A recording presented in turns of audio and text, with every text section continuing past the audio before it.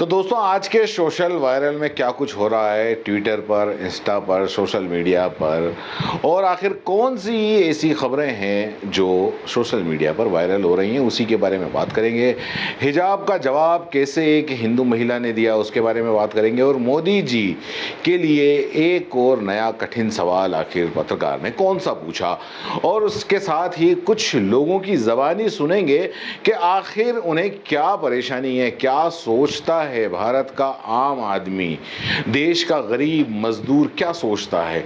और वोटिंग भी आज है छठे फेज की, तो आज के क्या रुझान दिल्ली से आए वो भी आपको दिखाएंगे, और सोशल मीडिया पर कुछ मज़ेदार मीम्स जो काफ़ी वायरल हो रहे हैं, और साथ साथ साहेब के मुजरे वाली भाषा को भी सुनाएंगे, जिसको देख कर सुनकर आप बताना कि क्या एक प्रधानमंत्री को ऐसी भाषा शोभा देती है। फिर कैसे कोई हमें विश्व गुरु कहेगा, और कैसे कहेगा कि देश के प्रधानमंत्री को परमात्मा ने भेजा है। तो शुरू करते हैं हिजाब से। बहुत चला था हिजाब वाला मुद्दा, आपको पता ही होगा, हर जगह हिजाब का विरोध हो रहा था, और अभी हाल ही में बुरखे पर योगी आदित्यनाथ का बयान आया कि यहाँ पर बुरखा नहीं चलेगा। उन्होंने ये वीडियो उनको देखना चाहिए, ये महिला जो कह रही है उसको सुनना चाहिए, आंखें खुल जाएंगी साहब। हिजाब वाली लड़कियां टॉप कर रही हैं, जिन्हें आपने टारगेट बनाया था। उन्होंने कहा था जुबान से तो नहीं बोलूंगी, लेकिन अपना काम ऐसा कर जाऊंगी कि लोग याद रखेंगे। अगर वही लड़की, जब आप जो है झुंड में लोग खड़े थे, आप इमेजिन कर सकते हैं कुछ भी हो सकता था, लेकिन उस लड़की ने बहुत हिम्मत दिखाई, और आज उस लड़की की हिम्मत और मेहनत है कि वो उसने कर्नाटका में टॉप किया। और आज जो है ना, ये हमारे अनपढ़ जो प्रधानमंत्री, जिसको 3 का पहाड़ा नहीं आता, उसको भी उस बच्ची ने पहाड़ा पढ़ा दिया। अब बात करते हैं अपने गोदी मीडिया की, कि गोदी मीडिया आपको पता ही है कि प्रधानमंत्री नरेंद्र मोदी के आजकल बहुत ज़्यादा इंटरव्यू कर रहा है, और इस इंटरव्यू के दौरान कठिन से कठिन सवाल आपने पूछते हुए सुना होगा। पर्स कहाँ रखते हो, थकते क्यों नहीं, एनर्जी कैसे आती है, सोते कब हो, आप गरीबों के मसीहा हो, वगैरह वगैरह। बहुत कठिन सवाल होते हैं भैया, बड़ी मुश्किल से जवाब दे पाते हैं हमारे प्रधानमंत्री मोदी साहब। लेकिन अब बिल्कुल एक नया सवाल आया है, बहुत ज़्यादा कठिन है। एक पत्रकार ने, गोदी मीडिया के पत्रकार ने एक पूछा है कि आप रेड बुल पीते हो कि नहीं। गजब है बॉस। आपके अंदर वो एनर्जी क्या आती है? मेरे अंदर क्यूरियोसिटी ये रहती है, क्या वो प्रोटीन मिल्कशेक है, क्या वो प्रोटीन सप्लीमेंट है, इंस्टेंट एनर्जी ड्रिंक है, रेड बुल है? पहली बात है कि एक तो मैं कोई गोली नहीं खाता, गालियां जरूर खाता हूँ। 2014 के पहले पता है क्या था, बाकी का तो पता नहीं, लेकिन एक चीज थी कि 2014 के पहले हिंदू खतरे में बिल्कुल नहीं था। इतनी नफरत जो आज हिंदुओं और मुसलमानों के बीच में है वो नहीं थी। कोई दीवार नहीं थी दोनों के बीच में। क्या ईद, क्या दिवाली, क्या होली, क्या 12 वफात, सब एक साथ थे, कुछ अलग नहीं था। लेकिन 2014 के बाद में पर्दे का सीन चेंज हो गया, और क्या है वो आपको पता ही है। लेकिन इन सब को लेके एक आम हिंदुस्तानी क्या महसूस करता है, चाहे वो हिंदू हो चाहे वो मुसलमान हो। इन साहब की बात सुनकर आप सोचने पे मजबूर हो जाएंगे। ये एक आम हिंदुस्तानी की आवाज है। उठ जाता है। आप बताइए, हिंदू मुस्लिम का मुद्दा है ना? बिल्कुल बिल्कुल है, और थोड़ा बहुता नहीं है, बहुत ज्यादा है। ये नुकसान कर रहा है कि बहुत ज्यादा नुकसान कर रहा है, सामाजिक स्तर पे, पारिवारिक स्तर पे, और हमारे जो राज्य स्तर या राष्ट्र स्तर पे देखा जाए तो उसमें भाई देखिए, एक हमारे मानस में लिखा हुआ है, जहाँ सुमत तहाँ संपत नाना, जहाँ कुमत तहाँ विपद निदाना। आप यकीन मानो, ये वही एक भिनगा क्षेत्र है जहाँ पर आज के 30-40 साल पहले यहाँ राजेश ठाकुर द्वारा है, वहाँ रामलीला होती थी। रामलीला में हम लोग जाते थे तो कम से कम अगर 40 हिंदू गया तो 60 मुसलमान जाते थे रामलीला देखने। आज स्थिति इन नेताओं ने ये कर दिया है कि आज अगर वहां कुछ होने लगा, कुछ भी होने लगा, तो वहां पे यही डर लगा रहता है कहीं ऐसा ना हो विवाद पैदा हो जाए। आज के 40 साल 50 साल पहले चले जाइए, कहीं कुछ नहीं होता था। आराम से हिंदू मुस्लिम बैठ करके रामलीला देखते थे, आराम से हिंदू मुस्लिम बैठ करके ईद मनाते थे, आराम से हिंदू मुस्लिम बैठ करके शुभरात मनाते थे। इनके यहाँ जो ये मुहर्रम होता है, हमारे मोहल्ले में तो हमने अपने पुरखों को देखा है कि कुल्हाड़ी और हंसिया लेकर के उस झाड़ी को साफ करते थे। क्यों? इसलिए कि उनका वो दुलदुल निकलना है, उनका सद्दे निकलना है।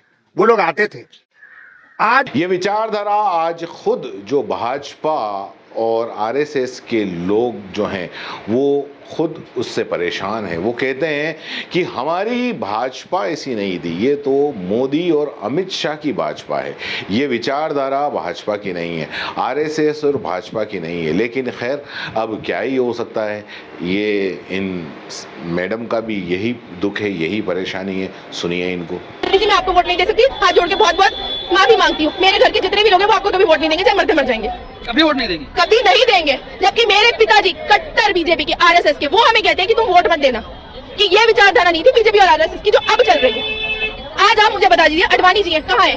सिर्फ मोदी और अमित शाह है बीजेपी, और कोई नहीं है बीजेपी में, ये नड्डा जी है। बाकी कहाँ गए इनके वरिष्ठ नेता? अगर ये इतने सच्चे होते, इतने दूध से धुले होते, तो आज इनके नेता सब इनके साथ होते। आप मुझे बता दीजिए किसी भी प्रदेश में इनका मुख्यमंत्री कह सकता है कि हाँ मैं मुख्यमंत्री हूँ? आपने कभी देखा है मोदी जी की माला में किसी को कोई अंदर घुस सकता है?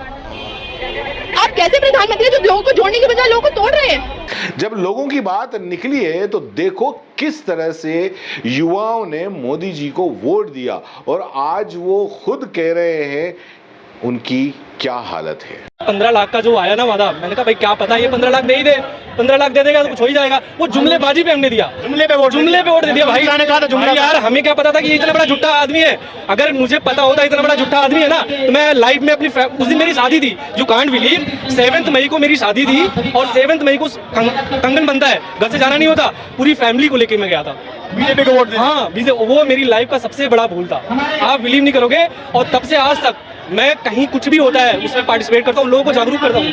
अगर अभी भी जागरूक नहीं हुए तो मैं रियली कह रहा हूँ कि अगर ये जीत गया ना, संविधान खत्म कर देगा, और ये जो जाति विशेष समुदाय को लड़ा रहा ना भाई, बहुत बुरा हाल हो जाएगा।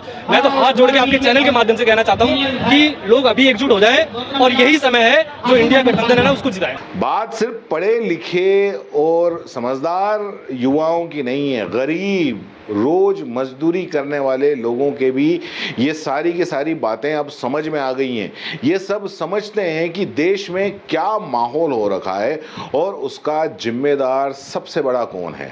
आपको पता होना चाहिए। आप शायद अगर मैं पूछूंगा कि कौन है तो आप जवाब दोगे मोदी जी। नहीं, मोदी जी नहीं। सबसे बड़ा अगर जिम्मेदार है तो ये मीडिया, ये गोदी मीडिया आज के हालात की सबसे बड़ी जिम्मेदार है। अगर इसने ये काम सही से किया होता तो आज शायद ये हालात नहीं होते। और ये बात एक आम गरीब के भी समझ में आ गई है। आप सुनिए। मीडिया वालों ने ऐसा धंधा बना रखा है, यहाँ पे आते हैं, लड़वाते हैं लोग आपस में, बस और कोई निकल जाते हैं। सही बात, बस बिल्कुल आप सही बात कह रहे हैं। मीडिया का काम क्या है? मीडिया का काम है जनता से कोई रिपोर्ट लेनी है, वो सरकार को देनी है। इस मोहल्ले में हो रहा है, यहाँ वो सब तो नहीं हो रहा है। यहाँ तो राहुल गांधी और मोदी जी तो और उसको लड़वा रहे हैं, आप लड़के को तो चले जाते हैं। कुछ छिछोरे लोग आते हैं, तालियां पीट के हाँ करते हैं और भाग जाते हैं। वो यहाँ वाले लड़ते रहते हैं आपस में। बस अब आप माफ कीजिए मुझे, ये नहीं हो कि मैं अभी बैठा हूँ, पुलिस वाला आके गाड़ी में बिठाए, चलो ले चलो, यही हो रहा है आजकल। और जब मीडिया सही में आम लोगों के पास में जाती है, सवाल पूछती है, आम लोगों का दर्द और उनकी तकलीफ सुनती है, तो फिर वो दर्द और तकलीफ निकलती है। और तब ये नफरती हवा और धर्म की बातें, ये सब ऐसा लगता है कि वाकई में ये मीडिया का प्रोपोगेंडा है जो नेताओं द्वारा फैलाया गया है। आम लोग तो अपनी परेशानी में फंसे हुए हैं, उससे ऊपर ही नहीं आ पाते, जैसे कि ये रिक्शा वाला। ये मनोज तिवारी एक वोट दिए हैं, 2 बार सांसद हुए हैं। यहाँ पे क्या बनवाए हैं? ये चौहान पट्टी गेट बनवाए हैं और कुछ भी नहीं बनवाए हैं। तो स्विमिंग पूल तो बन रहा है, और क्या? कहाँ बन रहा है? कहाँ बन रहा है? किधर बन रहा है? ये रोड बन रहा है, 6 महीने से पानी भरा हुआ है। पूछो किसी पब्लिक पूछो। 6 महीने से दिक्कत आप बता रहे हैं, ये लोग कह रहे हैं हमेशा से दिक्कत है। तो कभी गए तिवारी जी के पास शिकायत लेके? किस लिए चौहान को वोट लिए हैं? किस लिए लिए हैं? क्यों सांसद बने?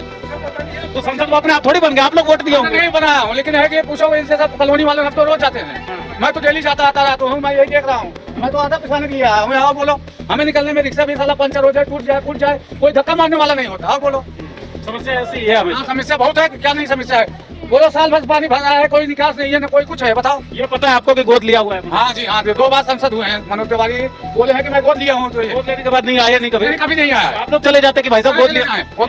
अरे वो तो अपना एक कोठी में बैठा है, क्या दिक्कत है? पर्चा करेगा, आएगा तो मैं तो ये भाई वोटे दो, यही करेगा।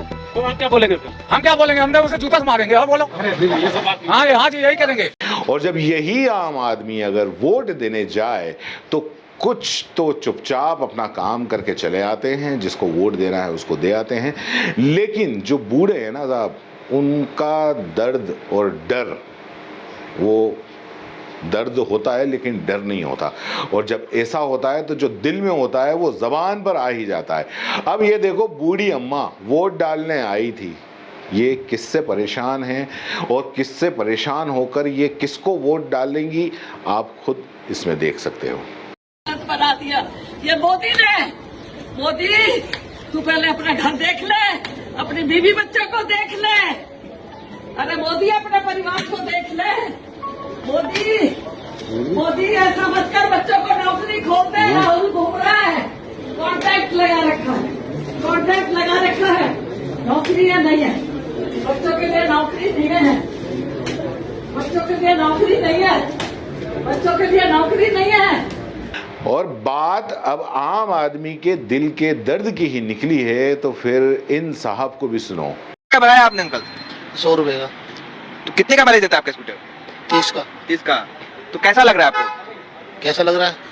तो दिल में मन में तो बहुत सारी गालियां आती हैं, लेकिन अंदर अंदर पी जाते हैं। क्या करेंगे? पहले 7 रुपए लीटर, 10 रुपए लीटर, 20 रुपए लीटर, 40 रुपए लीटर जब भी डलाते थे। अब मजबूरी है, अब एक दफा बस से साइकिल से आएंगे, एक दफा स्कूटर से जाएंगे। तो गर्व महसूस कीजिए ना, बाबा रामदेव कह रहे गर्व महसूस कीजिए आप, देश के कमाएगा। वो 1.5 आंख वाला तो मिल जाना कहीं पे। 1.5 आंख वाले के लिए तो कसम खा रखी है। 1.5 आंख वाला रामनगर रोड से भागा था। मैं दिल्ली शहर में रहता हूँ, इसके ईंट जरूर मारनी है मैंने। 1.5 आंख वाले के जो आंख बंद करके बोल रहा था ना, जो शलवार पहन के भागा था, मेरे भाइयों ने शलवार दी थी उसको, वो पहन के भागा था। ये 30 का पेट्रोल मिलेगा भाइयों, 30 के पेट्रोल पर डलवाओगे 400 सिलेंडर, 800 सिलेंडर कर दिया, 830 का। और 30 रुपए का कर करके पेट्रोल देगा, कितना महंगा कर दिया पेट्रोल। इससे अच्छा तो पाकिस्तान में सस्ता है। क्या बात कर रहे हैं? सस्ता पेट्रोल। आम आदमी बेचारा हर हाल में पिसता है, उसको जीना भी है और लड़ना भी है, उसका परिवार भी है, उसको पालना भी है, क्योंकि हर कोई तो मोदी की तरह बिना परिवार का हो नहीं सकता ना भाई साहब। सबको अपने परिवार के लिए फिक्र होती है, रोज वो अपने परिवार के लिए जाने कितनी जद्दोजहद, कितना संघर्ष उसको करना पड़ता है, और ये ही एक आम आदमी की असली लड़ाई है। लेकिन इस लड़ाई में अगर सरकारें वो चुनता है, आम आदमी ये सोचकर चुनता है कि जो उसकी रोज़मर्रा की जो परेशानी है, चाहे वो रोज़गार हो, चाहे वो महंगाई हो, उसको सरकारें काबू करेंगी, और उसी के लिए चुनता है। लेकिन होता क्या है, बजाय इस आम आदमी की परेशानी को दूर करने के, ये सरकारें फिक्र करती हैं पूंजीपतियों की, और उन पूंजीपतियों की पूंजी बढ़ाने में ये लग जाती है। तब एक आम आदमी का दर्द इस तरीके से फूटता है। आपका पता कहाँ जा रहा? पाकिस्तान की सेना को मोदी जी घर में घुस के मारते हैं। किसको? मोदी जी। तो मोदी जी पाकिस्तान की सेना को कब मारिया? 56 इंच का सीना है भैया। 56 इंच का सीना। पता है, भैंस को नापोगे ना, भैंस का भी नहीं आता 56 इंच का। पाकिस्तान में घुसे थे मारने के लिए, अभिनंदन को पकड़वा दिया। दोनों जहाज हमारे ही गिरे थे, इंडियन। एक उनके कश्मीर में गिरे थे, एक हमारे इधर वाले कश्मीर में गिरे थे। दोनों जहाज इंडियन ही गिरे थे। और जो अंधभक्त है ना, वो कहते हैं 56 इंच का सीना, अंदर घुस के मार दिया। अरे हमें भी तो दिखाते ना, अगर पाकिस्तान का कुछ पकड़ा था, उन्होंने तो अभिनंदन दिखा दिया पकड़ के। अच्छा, आप खुश नहीं है ना? अरे खुश कहाँ से होंगे यार, जेबें खाली हो गई, सब कुछ चले, तो काम नहीं, ऊपर से वैसे काम नहीं, जो नौकरियां बच्चों की थी वो भी गई। मोदी जी कह रहे हैं कि पिछली सरकार की गलतियों का नतीजा है जो ये हो रहा है। पिछली सरकार की गलतियों का नतीजा है, तो मतलब अगर उन्होंने करा तो ये भी करेगा।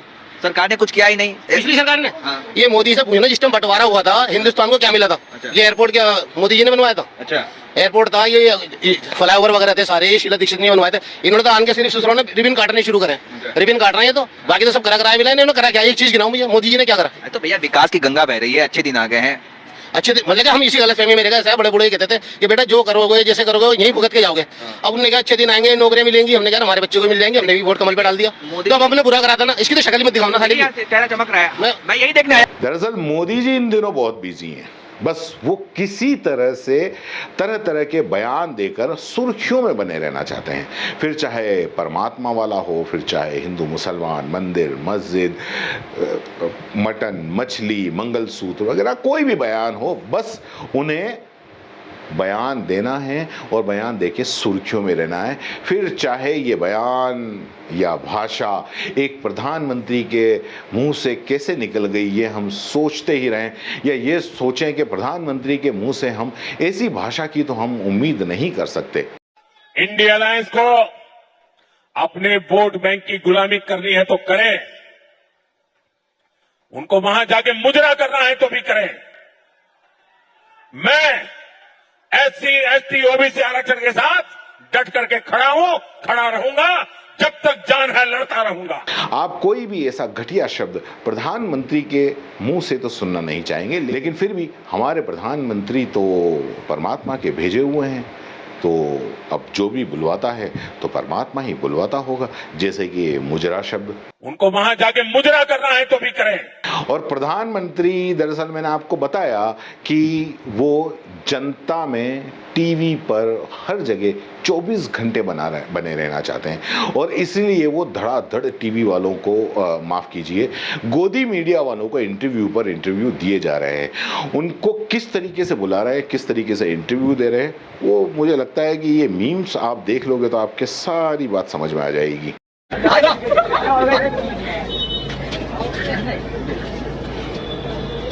एक बैग कौन रह गया?